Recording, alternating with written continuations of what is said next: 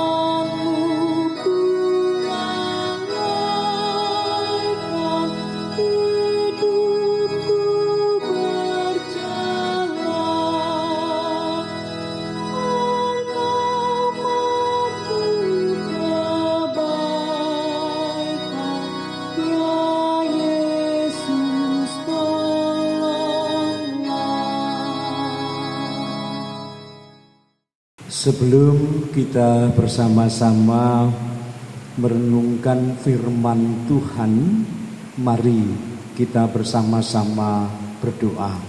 Tuhan, di tengah bencana virus corona saat ini, kami akan merayakan ibadah Kamis Putih bersama keluarga.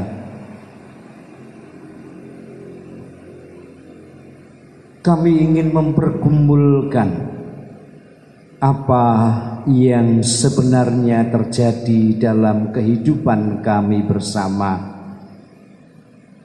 Engkau mengizinkan bencana ini terjadi dalam kehidupan kami, bahkan membatasi perjumpaan kami dengan sesama kami. Mampukan kami menemukan refleksi teologis yang bermanfaat bagi iman kami di tengah bencana ini, agar kami tetap layak menjadi hamba-Mu yang percaya. Berkatilah setiap pribadi yang hendak merenungkan firman-Mu, agar bisa membuka hati dan pikiran, bahkan mengalami perjumpaan dengan Engkau melalui firman-Mu ini. Hamba-Mu yang dipakai untuk menyatakan kebenaran firman-Mu, urapilah dengan kuasa Roh Kudus agar kami boleh Engkau layakkan, membangun jemaat-Mu, bahkan memuliakan kuasa-Mu. Ampunilah segala dosa dan kesalahan kami, jikalau di dalam kami menghayati ibadah keluarga Kamis Putih ini terselip dosa dan kesalahan. Hanya di dalam satu nama, Tuhan Yesus Kristus Sang Raja Gereja, doa ini kami panjatkan. Amin. Jemaat Tuhan yang terkasih, kita akan bersama-sama merenungkan firman Tuhan melalui ibadah keluarga Kamis Putih ini dari firman Tuhan yang tertulis dalam Injil Yohanes 13 ayat 13 sampai 15 disambung 31 sampai 35. Firman Tuhan menyatakan demikian. Kamu menyebut aku guru dan Tuhan, dan katamu itu tepat, sebab memang akulah guru dan Tuhan.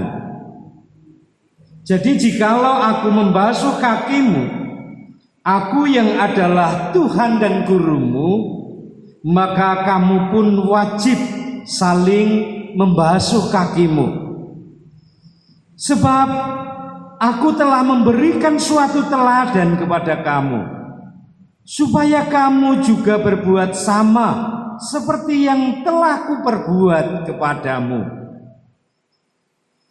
Sesudah Yudas pergi, berkatalah Yesus, sekarang Anak Manusia dipermuliakan dan Allah dipermuliakan di dalam Dia. Jikalau Allah dipermuliakan di dalam Dia, Allah akan mempermuliakan Dia juga di dalam dirinya dan akan mempermuliakan Dia dengan segera. Hai anak-anakku, hanya seketika saja lagi aku ada bersama-sama kamu. Kamu akan mencari aku, dan seperti yang telah kukatakan kepada orang-orang Yahudi, ke tempat aku pergi, tidak mungkin kamu datang. Demikian pula aku mengatakan sekarang juga kepada kamu. Aku memberi perintah baru pada kamu, yaitu supaya kamu saling mengasihi, sama seperti aku telah mengasihi kamu.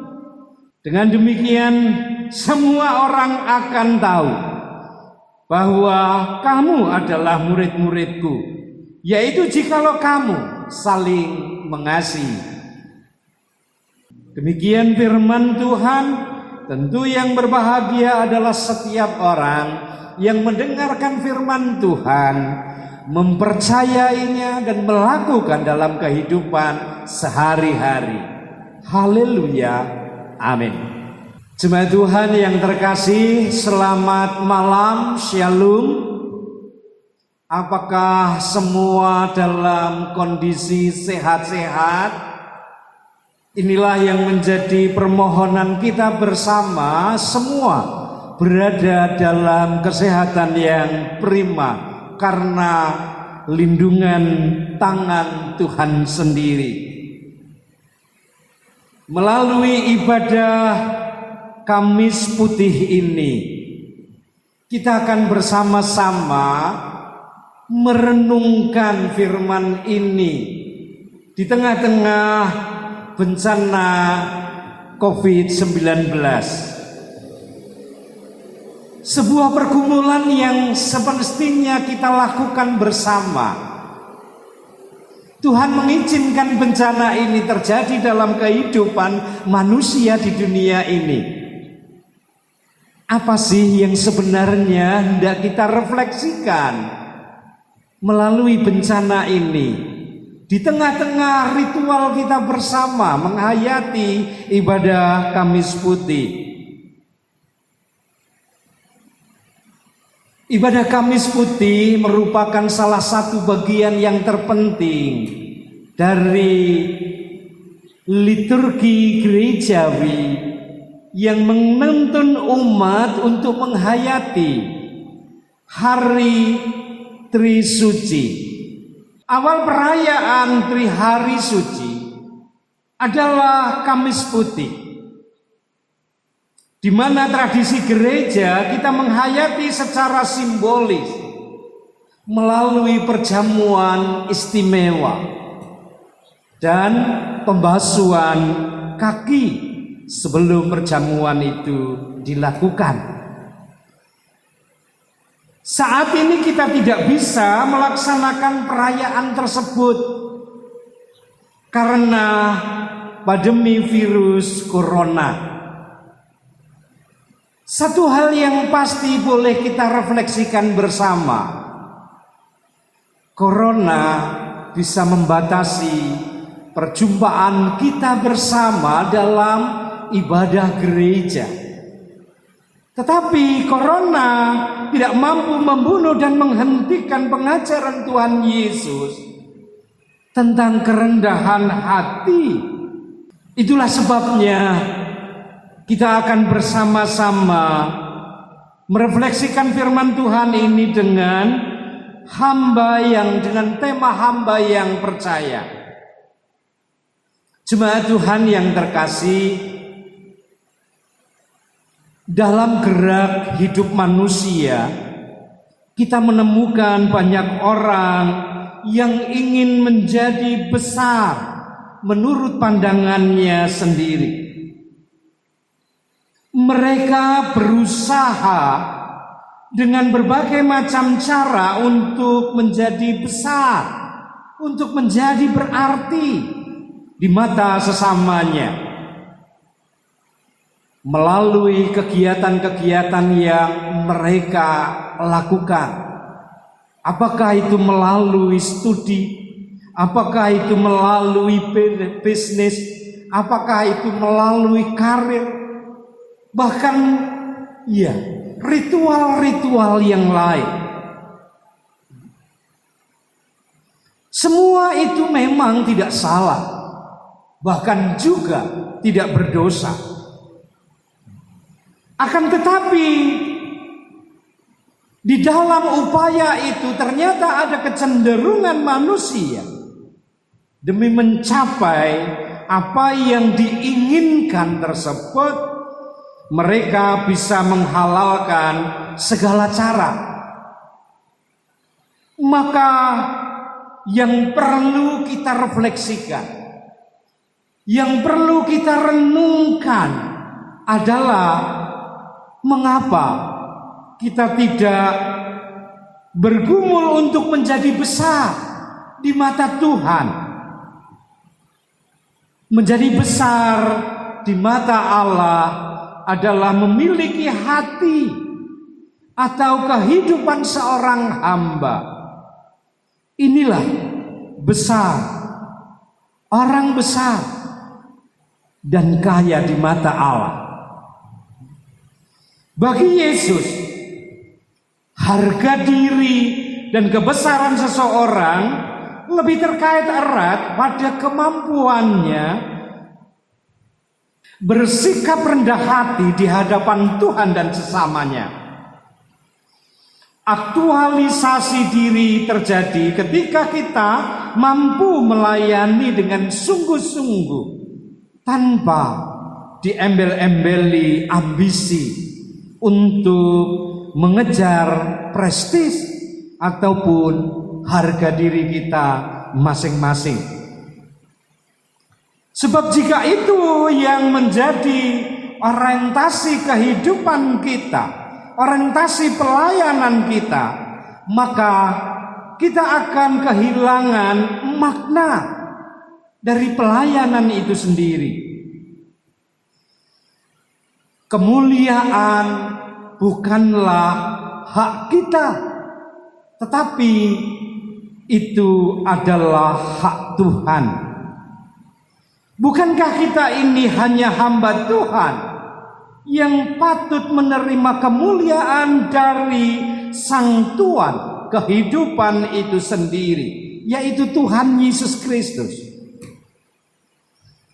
Injil Yohanes 13 ayat yang ke-13 sampai 15 tadi, dengan jelas Tuhan Yesus berkata, "Kamu menyebut aku guru dan Tuhan, dan katamu itu tepat, sebab memang akulah guru dan Tuhan."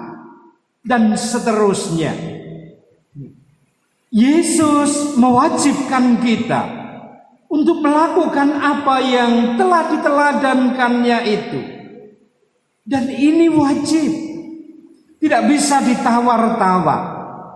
Harus setiap orang percaya, yaitu orang-orang yang telah diselamatkan di dalam Kristus, menyandang status sebagai hamba Tuhan.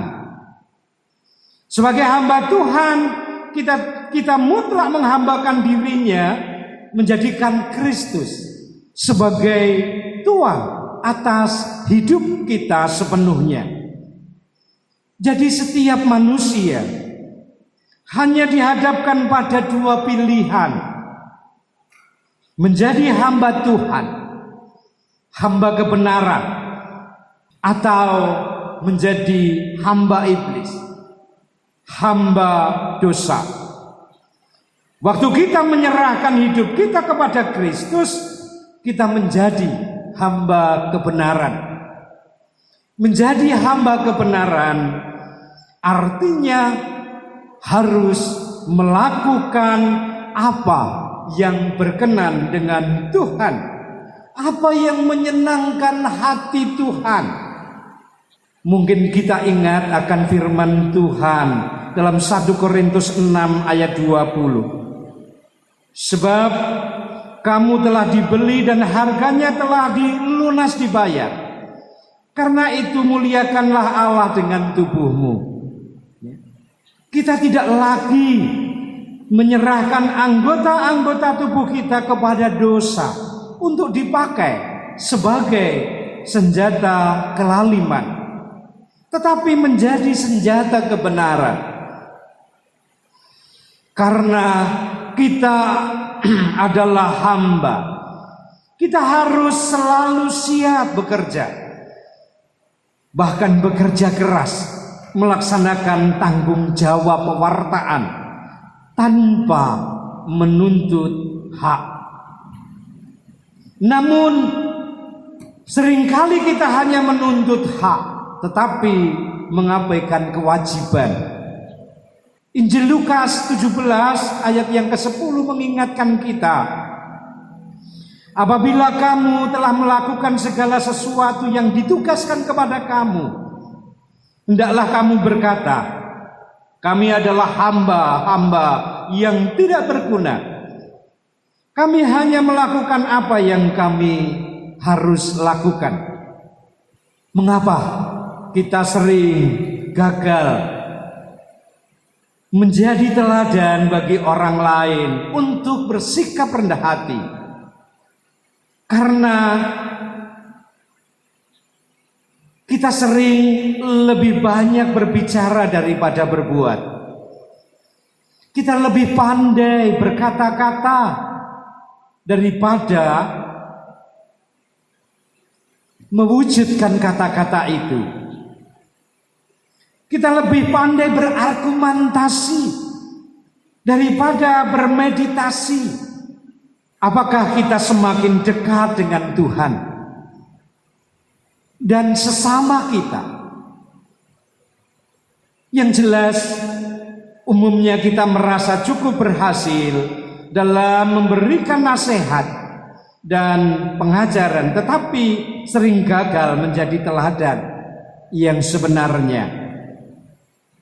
Bahkan lebih lanjut, dari ayat 31 sampai 35, itu adalah kata-kata pesan terakhir dari Tuhan Yesus kepada murid-muridnya yang sejati, Bukan seperti Yudas Iskariot yang adalah murid palsu.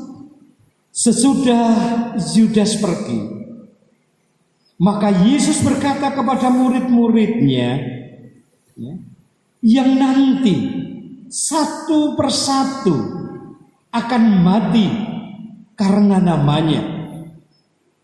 Setiap dari mereka akan mengikuti Kristus kemanapun Tuhan memimpin dan mengarahkan hidup mereka, karena mereka menjadi hamba-hamba yang setia. Kita boleh bersama-sama menghayati Tuhan menciptakan manusia untuk memiliki kemampuan menentukan pilihan. Artinya kita tidak pernah dipaksa untuk setia dan taat kepada Tuhan.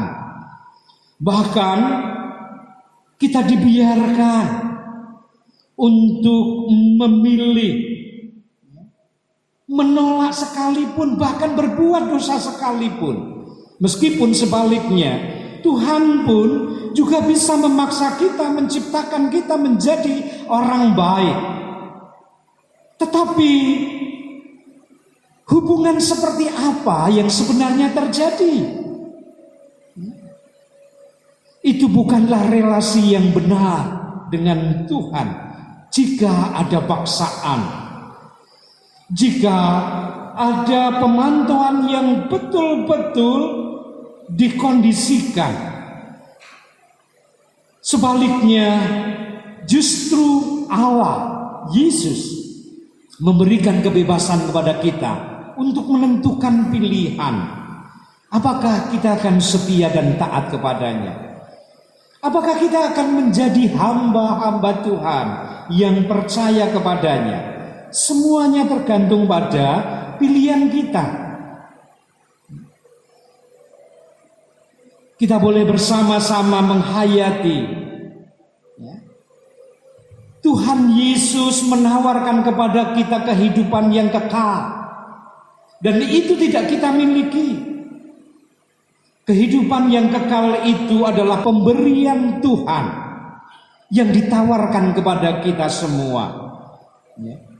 Dan semua ada pada pilihan kita masing-masing. Mau menjadi hamba yang percaya atau tidak. Hakmu, hakku terjamin pada Tuhan, dan upahku pada Allahku. Amin. Jemaat Tuhan yang terkasih, mari kita sambut firman Tuhan dengan bersama-sama kita bersyukur. Melalui persembahan kita iringi dengan nyanyian Kidung Jemaat 393 bait yang pertama dan yang ketiga, Tuhan betapa banyaknya.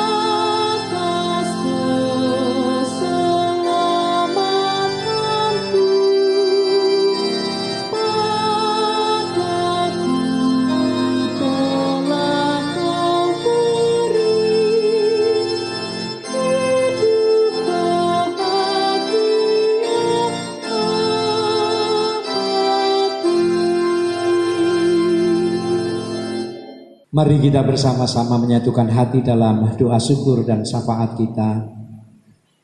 Kembali kami menghayati kasih dan kemurahan-Mu di tengah-tengah bencana COVID-19. Kami bersyukur Tuhan karena Engkau boleh mengajar kami, merefleksikan diri kami di tengah-tengah bencana ini melalui ibadah Kamis Putih ini. Mampukan kami keluarga-keluarga Kristen untuk menghayati akan kasih dan kebenaran-Mu, kebesaran-Mu di tengah-tengah bencana ini, agar kami tetap setia sebagai hamba-hamba-Mu yang percaya akan kebenaran firman-Mu, sehingga itu menjadi pilihan kami untuk setia dan taat melakukan tugas panggilan kami di tengah-tengah keluarga. Biarlah Tuhan sendiri berkarya setiap pribadi jemaat-Mu, keluarga kami masing-masing, agar sungguh kami boleh menjadi berkat bagi banyak orang karena mampu merendahkan diri di hadapan-Mu dan sesama kami untuk melayani, untuk mengasihi sesuai dengan ajaran-Mu. Sehingga dengan demikian Tuhan kami boleh menjadi pribadi-pribadi seperti yang Tuhan Yesus kehendaki dalam kehidupan bersama. Jagailah keluarga kami, berkatilah keluarga kami di tengah-tengah bencana ini agar kami boleh selamat. Tuhan, kami juga berdoa untuk peristiwa yang kami hadapi karena bencana COVID-19 ini. Kepada para medis, juga kepada dokter perawat, bahkan para relawan yang berjuang keras untuk mengatasi bencana ini. Kiranya Tuhan sendiri yang sertai mereka, jagai mereka, agar mereka boleh mengatasi bencana ini dengan sebaik-baiknya, sehingga kami semua boleh terbebas dari bencana ini dengan selamat karena pertolongan Tuhan. Kami juga berdoa untuk gereja-Mu yang Kau pakai menjadi sarana pemeliharaan iman kami. Sungguh Tuhan, biarlah gereja-Mu Engkau mampukan untuk rendah hati melakukan perbuatan-perbuatan kasih dan pelayanan di tengah-tengah bencana ini. Betapapun ada keterbatasan-keterbatasan yang harus kami jalani, sehingga dengan kreatif kami boleh melayani jemaat dan menolong jemaat yang terdampak karena virus corona ini. Sehingga sungguh Tuhan, gereja-Mu ini ada boleh menjadi solusi atas setiap persoalan sosial yang terjadi di sekitar kami, agar damai sejahtera-Mu nyata dalam kehidupan kami bersama. Kami juga berdoa untuk bangsa dan negara kami, biarlah Tuhan sendiri yang senantiasa memberkati agar sungguh melalui orang-orang yang Kau pilih, para pemimpin-pemimpin bangsa kami, bahkan setiap elemen masyarakat ataupun pribadi-pribadi dari bangsa dan negara ini boleh menjadi berkat bagi terwujudnya kebebasan dari bencana virus corona ini, boleh menghantarkan kami menuju pada masyarakat yang adil dan makmur. Tolong Tuhan, bebaskan bangsa kami dari bencana ini. Masih banyak persoalan yang ingin kami nyatakan dalam doa kami, namun karena kebodohan dan ketidakmampuan kami tidak mampu mengungkapkan satu persatu. Sempurnakanlah melalui kuasa Roh Kudus, agar sungguh Tuhan, kasih dan kemurahan-Mu boleh kami rasakan. Seluruh doa dan permohonan kami ini kami panjatkan di dalam Juru Selamat kami yang hidup, Tuhan Yesus Kristus. Amin. Jemaat Tuhan, mari kita akhiri ibadah kita dengan nyanyian pengutusan dari KJ 370 bait yang pertama dan yang kedua. Ku mau berjalan dengan Juru Selamatku.